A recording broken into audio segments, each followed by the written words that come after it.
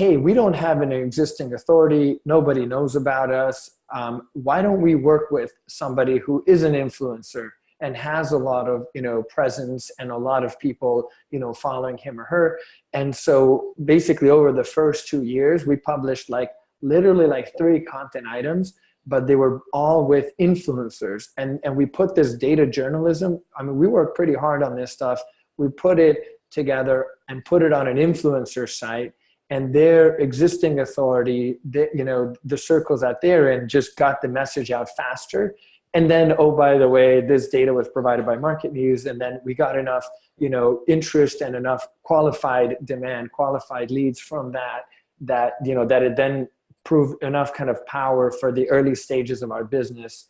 And now, of course, we're a bit later on, we raised funding, we have a full team, we're writing content now, but that's what we did in the early days. That was like a hack. Awesome, man. Well, that's good to get that overview. And yes, we do want to dive deeper into that.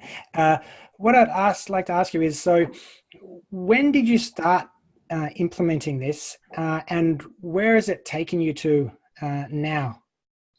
Yeah, so my approach, so I started working on MarketMuse in late 2013, and we started going to market in late 2015. So my approach was always, because I also have a little bit of a venture background, and I saw a lot of business models and stuff, and I saw a lot of companies that would raise money very early on and then try to figure out what their products and marketing and sales are. And when you do that, you end up basically wasting a lot of money because you don't really know, and so you're running experiments and stuff. So I wanted to do it really cheap. So I spent just the first 2 years just really focused on product, literally writing code and writing the product. And the reason I did that too was, was to get really intimate with the problem and just be very agile.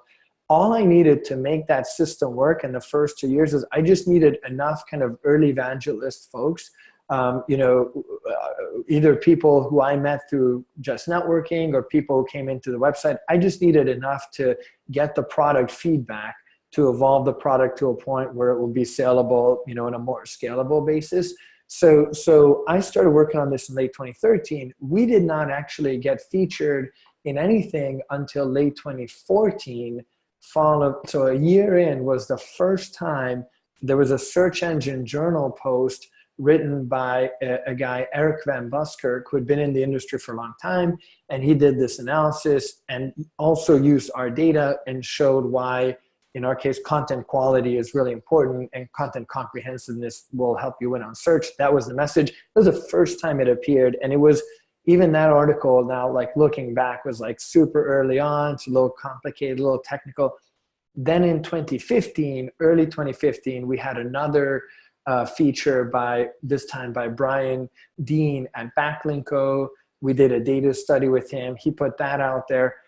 Actually, that was late 2015. And then in 2016, we had the third piece. So literally 3 content items over the span of 3 years. But at each phase, each was enough to just give us validation, get some, interested folks, to learn about us, and just really helped us understand the market by literally having to write down what the product's doing and, put it out to an audience. And that helped us kind of understand the business problem better too.